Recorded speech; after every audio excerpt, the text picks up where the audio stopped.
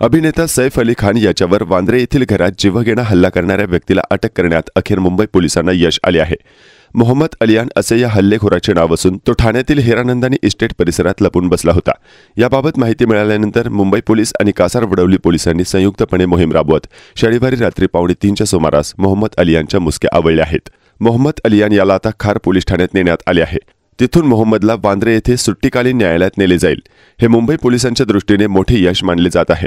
थोड्याच वेळात मुंबई पोलीस या संदर्भात पत्रकार परिषद घेणार आहेत। मोहम्मद अलियान याचा चेहरा सैफ अली खानच्या इमारतीमधील सीसीटीव्ही फुटेजमध्ये दिसणाऱ्या व्यक्तीशी बराचसा मिळता जुळता आहे। मोहम्मद अलियान हा कोणालाही संशय येऊ नये म्हणून ठाण्यात नाव बदलून राहत होता।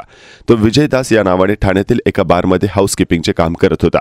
त्याचा मुक्काम हिरानंदानी इस्टेटपासून काही अंतरावर असणाऱ्या एका लेबर कॅम्पमध्ये होता। कामगारांच्या या वस्तीमध्ये मोहम्मद अलियान वेश पालटून राहत होता। मुंबई पोलिसांना त्याच्याबाबत शनिवारी रात्री माहिती मिळाली आणि त्यानंतर तातडीने मोहम्मद अलियानच्या मुसक्या आवळण्यासाठी कोव्हर्ट ऑपरेशन राबवण्यात आले। रात्रीच्या अंधारात मोबाईल टॉर्च घेऊन पोलिसांचं सर्च ऑपरेशन सुरू झालं। मुंबई पोलिसांनी मोहम्मद अलियान कासारवडवली येथील लेबर कॅम्पमध्ये लपून बसल्याची माहिती मिळवली होती। त्यानंतर मुंबई पोलिसांनी कासारवडवली पोलिसांना कळवून मोहम्मदला शोधण्यासाठी शोध मोहीम सुरू केली।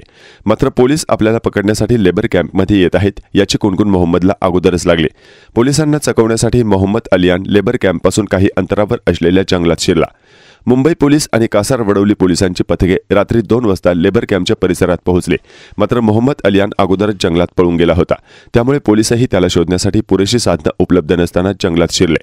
पोलिसांनी मोबाईल टॉर्चच्या प्रकाशात मोहम्मद अलियानचा शोध सुरू केला। पोलिसांच्या पथकाने जंगलाच्या परिसरात घेराव घातला। अखेर पळून जाण्याचे सर्व मार्ग बंद झाल्यानंतर मोहम्मद अलियान पहाटे 2:45च्या सुमारास पोलिसांना शरण आला। पोलिसांनी त्याला ताब्यात घेऊन तातडीने मुंबईत आणले। मोहम्मद अलियानला ताब्यात घेतल्यानंतर मुंबई पोलिसांनी त्याची प्राथमिक चौकशी केली। तेव्हा त्याने आपण सैफ अली खानच्या घरात चोरीच्या उद्देशाने शिरल्याची प्राथमिक कबुली दिली। मोहम्मद अलियान हा बांगलादेशी घुसखोर असल्याची धक्कादायक माहिती समोर आली आहे। मात्र तो एका नामांकित कंपनीत कंत्राटी तत्वावरील कामगार होता। सैफ अली खानवर हल्ला करून परतल्यानंतर त्याने लुक बदलला होता। तो लेबर कॅम्पमधील काही लोकांना पोलीस इकडे आले होते का असे विचारत होता।